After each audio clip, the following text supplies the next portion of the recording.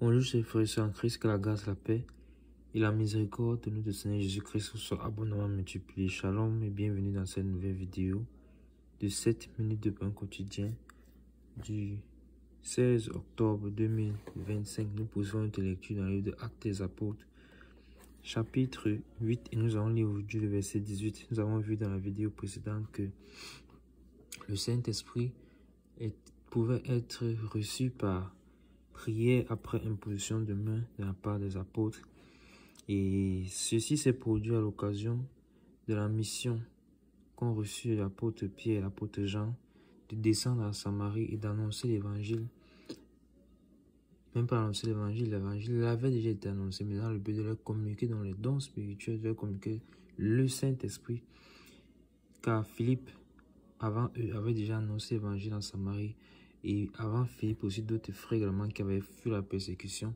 Et là, le Saint-Esprit a donc fait grâce que beaucoup de personnes sont venues au Seigneur dans toutes ces villes-là.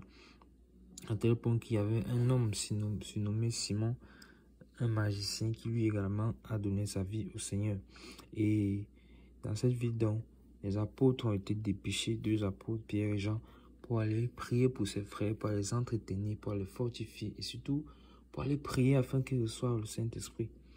Et nous avions donc vu que les frères et sœurs, les frères Pierre et Jean ont prié, ils ont reçu le Saint-Esprit. Effectivement, le verset 18 que nous allons lire aujourd'hui nous donne la suite donc de cela. Ce verset dit: lorsque Simon vit que le Saint-Esprit était donné par l'imposition des mains des apôtres, il leur offrit de l'argent. Amen, amen, amen.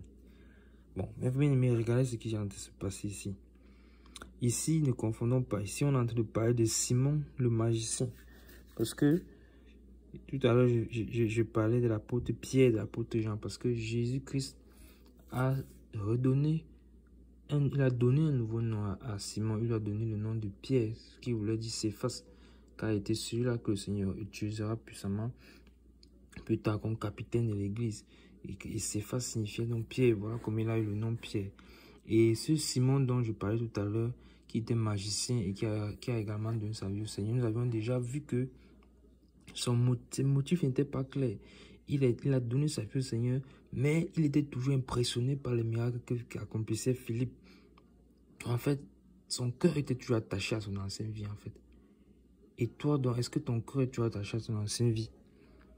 C'est pas forcément la magie, mais peut-être c'est une manière que tu avais de te comporter, mais qui est une manière de fonctionner du monde.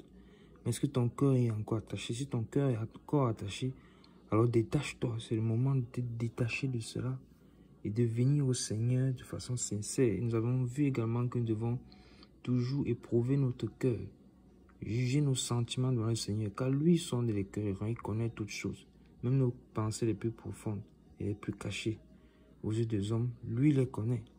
Donc nous devons sonder nos cœurs. Et si toi tu n'es pas encore venu au Seigneur, que tardes-tu? Viens au Seigneur. Il suffit que tu donnes ta vie. Tu lui donnes ta vie, tu recommandes ta vie, tu abandonnes ta vie passée. Tu reconnais que tu as vécu comme un pécheur avec des principes du monde. Tu regrettes cette vie-là, tu l'abandonnes. Tu acceptes le Seigneur Jésus-Christ comme Seigneur et Sauveur dans ta vie. Tu peux faire cette prière-là tout simple et étant tout seul.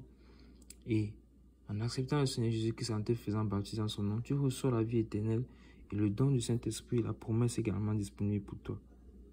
Mais seulement, contrôle et vérifie bien tes motifs, le fond de ton cœur.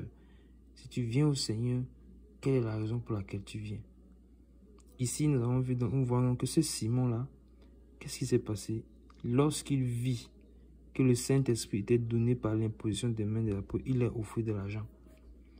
Qu'est-ce que ça nous montre? Ça nous montre que il a compris que Philippe opère les miracles par le Saint-Esprit. Donc, en fait, il a compris qu'il y a une puissance qui est plus grande que la puissance, la fausse puissance que j'avais quand j'accomplissais les actes de magie. Alors, il a voulu acheter le Saint-Esprit. Il a voulu corrompre le Saint-Esprit. Dans le but d'avoir encore, entre guillemets, une puissance pour pouvoir épater la foule. Mais est-ce que la puissance que le Saint-Esprit nous donne, c'est pour épater la foule? Non. C'est pour servir à sa gloire. C'est pour servir à sa gloire, non pour épater la foule. Et non pour être vu. C'est pour sa gloire. Même si le Seigneur nous utilise pour sa gloire puissamment, pour accomplir les miracles, les guérisons, c'est toujours pour sa gloire et non pour que nous nous soyons vus, non pour que nous nous soyons mis en avant. Donc que le Seigneur véritablement nous préserve de l'orgueil et de prendre sa gloire. Le Seigneur Jésus-Christ, par le Saint-Esprit ici, nous dit que cet homme-là a proposé de l'argent. Il a tenté de corrompre le Saint-Esprit. Est-ce que vous vous rendez compte? Maintenant, réfléchissons donc si, de nos jours, si de telles choses ne se passent pas, nous voyons la corruption qui arrive même jusqu'à dans le corps, même jusqu'à dans l'église. Mais c'est terrible, mes bien-aimés. Faisons véritablement attention à cela. Gloire à Dieu que les apôtres, les véritables serviteurs du Seigneur Jésus-Christ, ne sont pas cupides, n'ont pas l'amour pour l'argent. Alors le Seigneur nous exhorte encore ce soir. Est-ce qu'il y a l'amour de l'argent dans nos cœurs? À nous débarrasser de cela rapidement, car c'est maman. Et la parole de Dieu dit que nous ne pouvons pas servir deux maîtres à la fois. Nous allons finir par haïr un et aimer l'autre.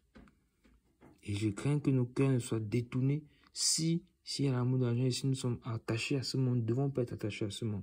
Peu importe ce que nous avons, peu importe ce que nous possédons, nous devons le posséder comme n'en possédant pas.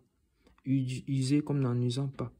Pourquoi? Parce que nous savons que tout est passager et que tout ce que nous avons, c'est le Seigneur qui nous donne. Il pourra pour nous. Et nous n'avons pas pour rien des regards inquiets. Donc, il leur a offert de l'argent.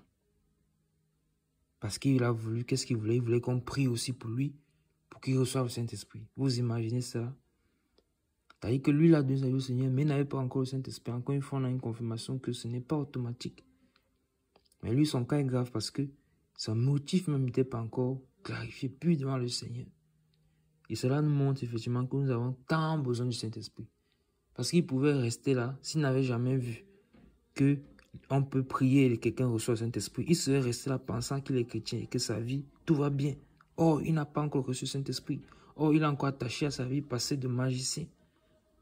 Or, il n'a pas reçu la promesse qui pourra maintenant, le Saint-Esprit, qui pourra maintenant le conduire dans toute la vérité. Alors, mes bien-aimés, faisons attention. Faisons attention. Nous arrêtons là pour juste et tout pour les 7 minutes de paix quotidien ce jour. Que la grâce, la paix et la miséricorde de notre Seigneur Jésus-Christ soit abondamment multipliée. Shalom.